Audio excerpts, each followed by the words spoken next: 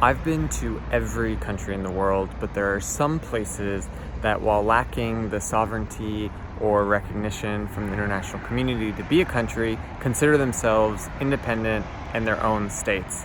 Today, I am in one of those in Transnistria, a Soviet republic that is separate in some ways from Moldova, part of it in others. I'm going to explore for a couple days. I think it's a very fascinating place, so I'm excited to show you.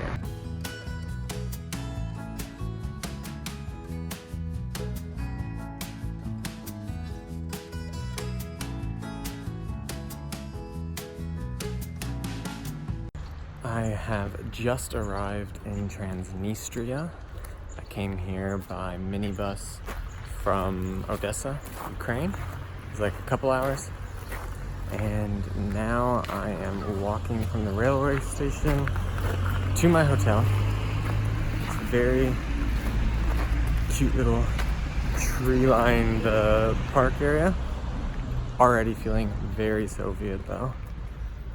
But I'm excited to see what this country that isn't a country is like.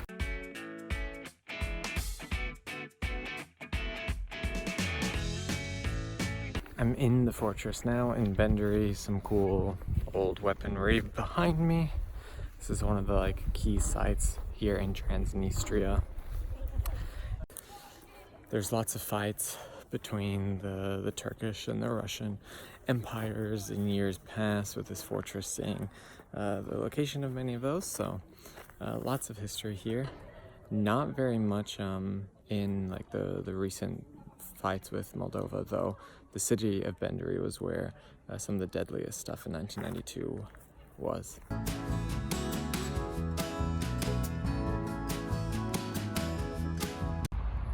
So what is Transnistria? It's not a country, but it's not a country. It's one of these places that's kind of in the middle. To be a country, you have to have sovereignty and recognition. Transnistria is recognized by 5 other countries, the likes of Nauru and Syria. And sovereignty? Little bits.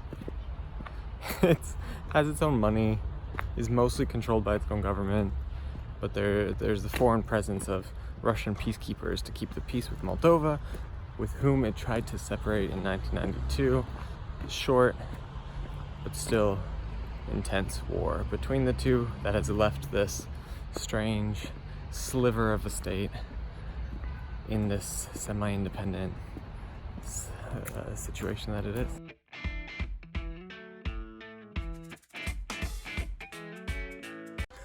What I'm finding most fascinating about Transnistria, as I speak to some of the locals that I've been interacting with, is that there's not really much of a Transnistrian identity. It wasn't a fight to have their own country, really. It wasn't a fight for some kind of ethnicity or some kind of desired nationality. It was a feeling of connection more deeply to Russia, to the Russian language, to the wider history of what the Russian Empire had been, and just after the fall of the USSR, wanting to be more connected to Russia rather than wanting to be connected to Moldova. Moldova wanted to be connected more with Romania. So it's weird. It's not like some other places that you hear about where you have this huge desire to build around a culture or to build around a historical claim to connection with others. So with that, Transnistria is unique in some of the other countries that are trying to claim their own sovereignty and independence. Transnistria was never a country in and of itself. It doesn't have a language. The borders that it claims weren't historical in any way. It really is just about a desire to be more aligned with Russia, with its past, rather than with Moldova and with the breakaway.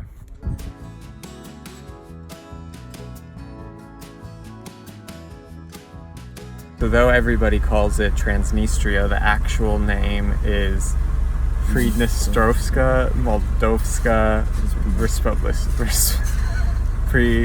Can you say it for me? How do you say it? Приднестровская Молдавская Республика. Приднестровская Moldovska Republika. Yes. Also known as Transnistria, also known as this little sliver of a country that doesn't really exist.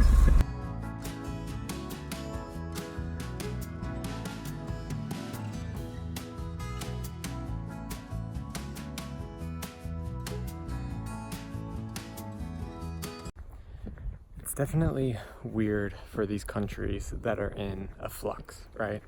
Not really independent, but not really connected with the country that they are sovereign under.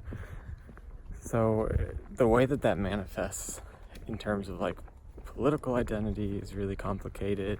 You know, in terms of business, for example, at the caviar shop, they have to pay double taxes. They have to pay taxes whenever they export or import to Transnistria, but also to the Moldovan government. You know, they're a jointly owned company between Germany and Transnistrian businessmen, and yet they have to like put everywhere that they're Moldovan because they won't be able to do any kind of international exporting under the name of Transnistria. So it's really fascinating, you know, just to have these people who don't really feel like they have a state, who are holding a passport for a place that doesn't exist, or at least formally, but then also holding a passport for a place that they don't feel connected to at all. So that, I guess, is what happens in these kinds of breakaway states. Similarly, people have been telling me that they feel torn between Moldova and Russia, but they've never said that they feel Transnistrian. And when I've asked, okay, like what kind of solutions would you want? To become part of Moldova, to become part of Russia, or to become independent Transnistria? They say they'd love to become part of Russia, but that's not even a possibility at all. So they have to figure out, how can we be a part of Moldova in a way that we're okay with? The answer to that is probably some kind of like autonomous relationship, and you know, some agreement, for example, that Moldova won't join NATO, which is what they're very against.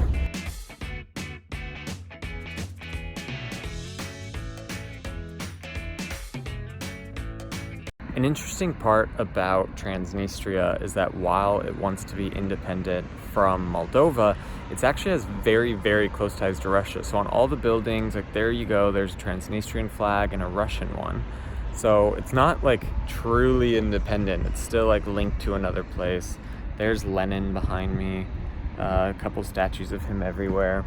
So that's fascinating. It's like rejecting the government and the stance of Moldova, the country that it falls under within the UN, but it's not fully rejecting very, very close ties to another country, Russia. Obviously, a lot of the former Soviet states have still close relationships with Russia, and increasingly so with some of President Putin's kind of like push for a new Russian hegemony in his greater region. But it's exciting to see it. It really just feels like a small Russian town in the nicest way. I'm really liking just walking around and like strolling here. So yeah, some cool Soviet designs. I'm gonna go get some good dinner here in a second, I hope, and we shall see what else Transnistria can provide.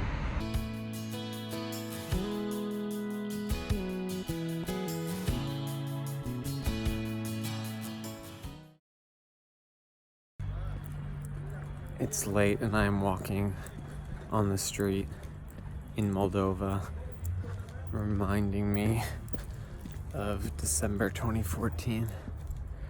Though, different city, just as... Actually, I think it was scarier with you.